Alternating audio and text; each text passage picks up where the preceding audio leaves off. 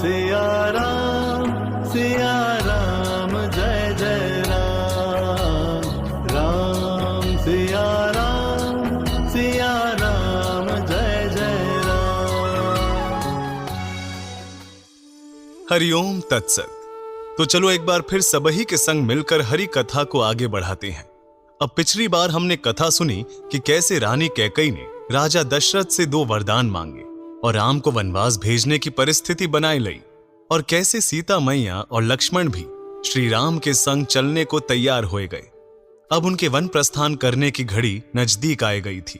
तीनों ने राजसी वस्त्र, आभूषण सब कछु त्याग कर साधारण योगियों जैसे कपड़े पहने और फिर वे तीनों राजा दशरथ और रानियों के पास गए। उन्हें देखकर राजा दशरथ के आंसू रुक ही नहीं पाए। अपने बहू को एक सन्यासिन के रूप में देखकर वे रोने लगे। रानियों ने भी सीता जी को समझायो कि जे वनवास तो राम को मिला है, तुम यहीं रह जाओ, पर वे नहीं मानी और अपने निर्णय पर अड़िग रही। और फिर सभी बड़ों को प्रणाम करके तीनों के वनवास के प्रस्थान की घड़ी भी आ गई। अब जे घड़ी बड़ी ही दुखदाई थी। गोस्वामी तुलसीदास जी का वर्णन बड़ा ही परेशान कर देने वालों है। जैसे जैसे उनका रथ आगे बढ़ने लगा, अयोध्या के लोगों में हाहाकार मच गयो।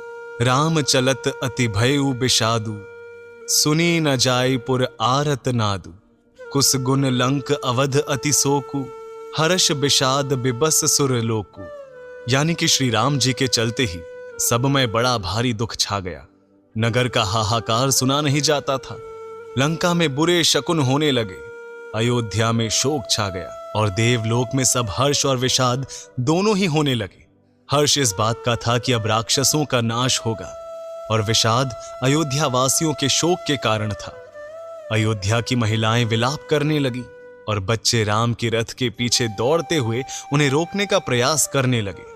लेकिन राम का हृदय अपने कर्तव्य के प्रति अडिग था।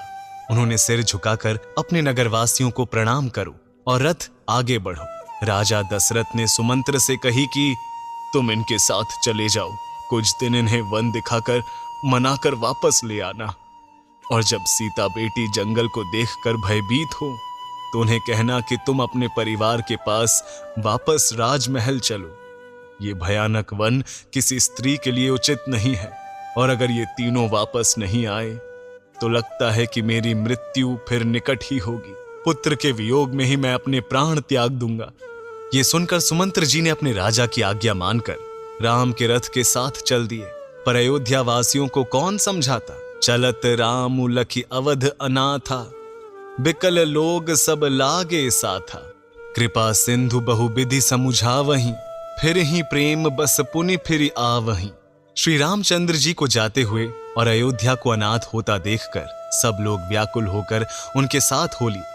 कृपा के समुद्र श्री राम जी उन्हें समझाते तो वे लौट जाते, परंतु प्रेमवश फिर लौट आते। प्रजा के सभी लोगों ने कही कि हम वही रहेंगे जहां हमारे प्रभु श्री राम रहेंगे। जब श्री राम के बहुत समझाने पर भी वे नहीं माने तो श्री राम ने उन्हें अपने संग आने दो। पूरी प्रजा ने पहले दिन उनके साथ ही तमसा नदी के किनारे शिविर लगाए लियो।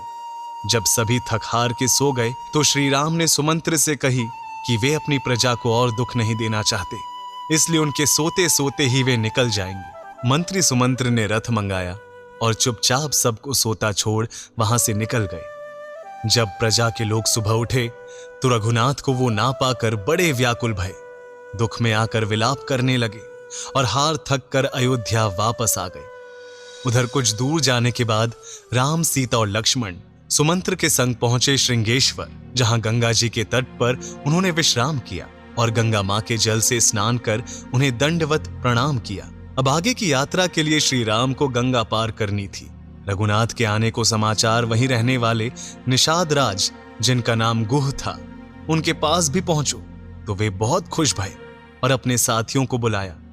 फिर फलों, जड़ों, कंदों और कई उपहारों को टोकरी में रखकर बहुत खुशी के साथ श्री राम से मिलने के लिए चल पड़े।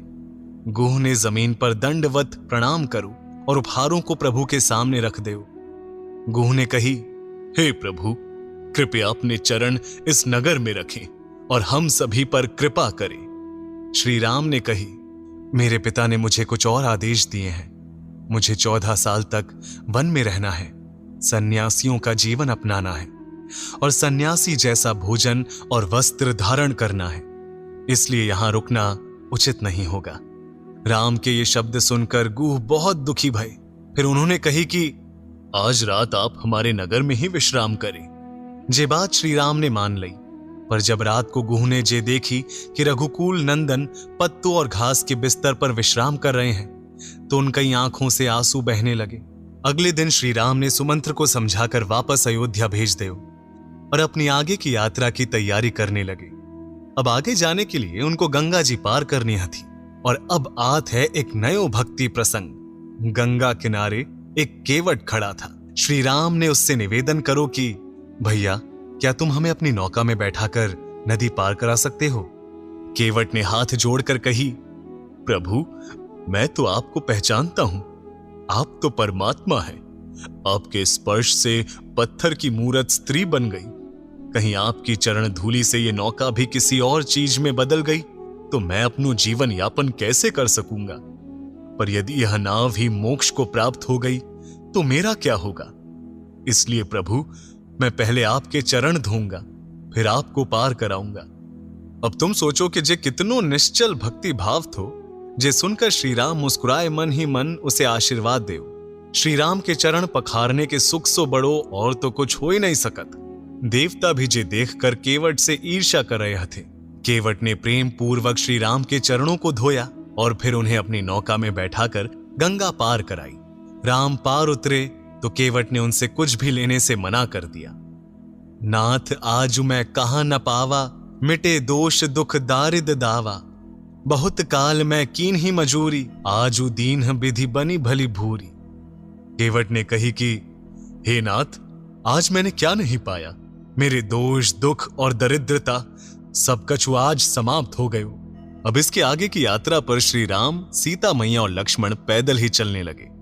उनके रास्ते में तीर्थराज प्रयाग आए, जहां उनकी भेंट भई भारद्वाज ऋषि से। फिर आगे चलकर यमुना के तट पर वहां रहने वाले सभी लोग भक्ति भाव से भागे भागे उन तक खिंचे चले आए।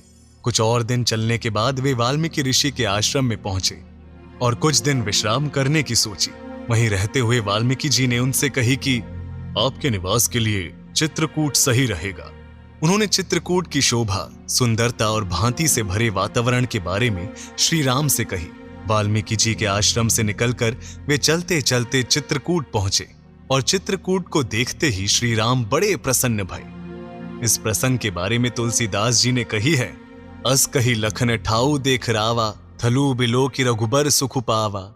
रमेऊ राम मनु देवन ह जाना, चले सहित सुर थपति प्रधाना।